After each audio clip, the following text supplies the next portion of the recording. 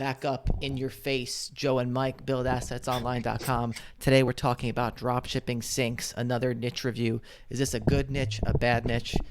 We're going to get right down to it, Mike. And I wanted to show this image real quick of Ahrefs. And the first thing I noticed through this is that there is a lot of gosh darn types of sinks.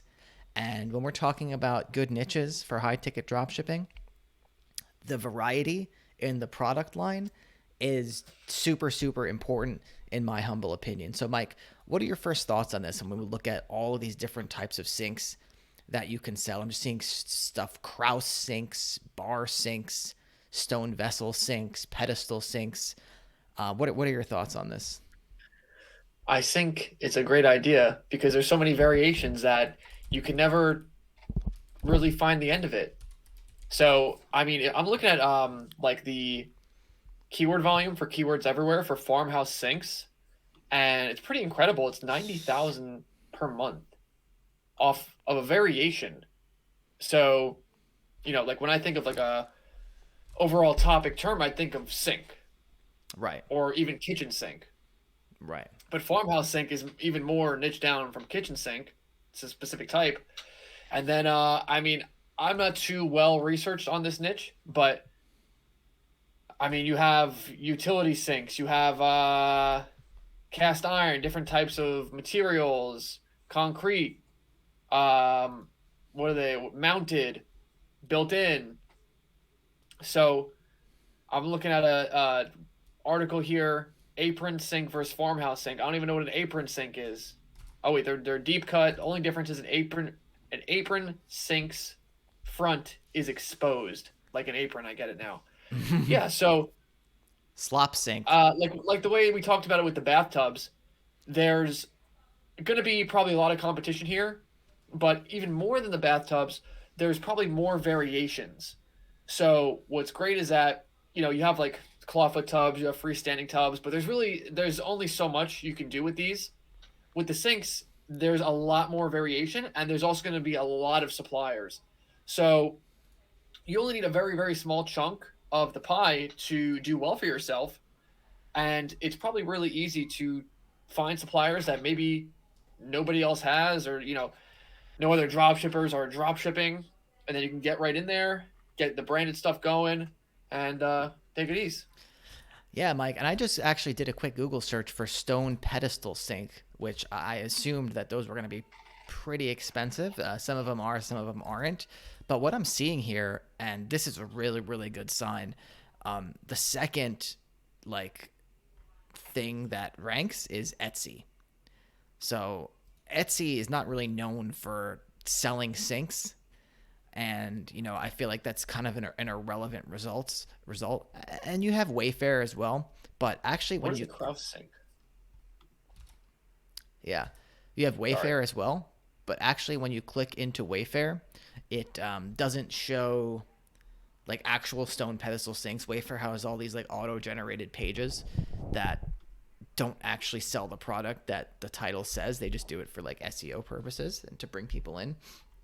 So I feel like there is a lot of organic SEO ranking potential for all different sorts of sinks. And one other thing I want to add here, Mike, we had a conversation the other day with our students in office hours about Pinterest. And normally, I'm not really too big on Pinterest. I feel like it's a waste of time when you compare it to Google. But for something like this, where there's so many varieties, I feel like there is a Pinterest strategy to be had, even for high ticket dropshipping, because when someone is designing their bathroom, you know, they're probably going to have a board that's specific. 9 farmhouse sinks. Yeah.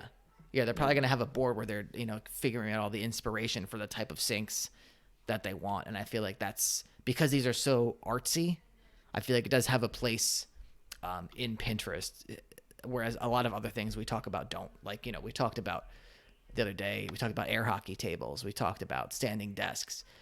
Those don't really have a place in Pinterest, but when you have this artsy furniture thing, I feel like it has a much bigger place. Right. And the con would be, as we talked about with the tubs, people are likely trying to coordinate this as part of a remodel or some sort of construction job.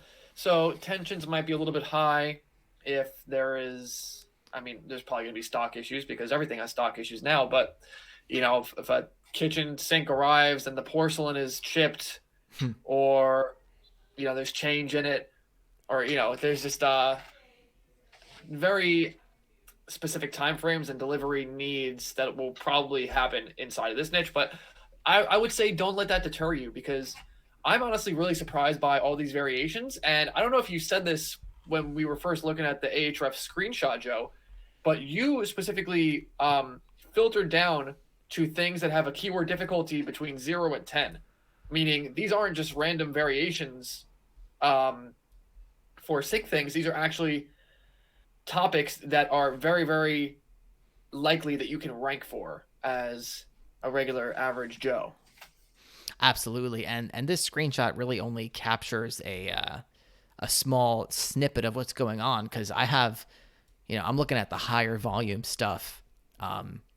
You can get way, way, way more niche down with what I am showing on this Ahrefs screenshot. I have stone vessel sinks, but if I just type in stone vessel sinks into Ahrefs, and then I go to, I'll pull in the screenshot in a sec.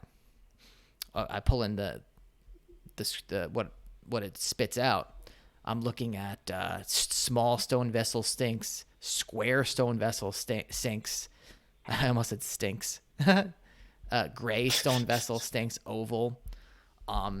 So you get what I'm doing with this is, we're really only scratch the deeper you go, the better chance you have to advertise successfully and rank successfully. Let me pull in that screenshot actually. Facts. Yeah, see, look at that. Stone vessel sinks, small, oval, rectangular. So there's lots to chew on with the stone vessel sinks, and I'm sure with the other thousands of variation of sinks there are out there. So definitely, I'll give you something else to chew on. Pause. I actually know someone that was doing the sync stuff many years ago, and on top of they were getting a lot of organic traffic. They were just selling synced. So we talk about niche down. They were niche down into just one type of sync. They were getting a lot of traffic to their website organically, but they were also selling on House. Interesting. They were crushing it on House. Interesting. So this is also something where there's maybe another opportunity to use different sales channels for this. Granted, you have the margin. Granted, you're okay with a more lax return policy, because a lot of these companies are probably going to want you to accept like 30-day no questions asked returns. But yeah, they were doing well with that. And I'm sure there's a way to go on like Walmart, Wayfair. I don't know. Just my 2 cents. Yeah. If you have access to like a wide variety of syncs, I think definitely the multi-channel thing can come into play.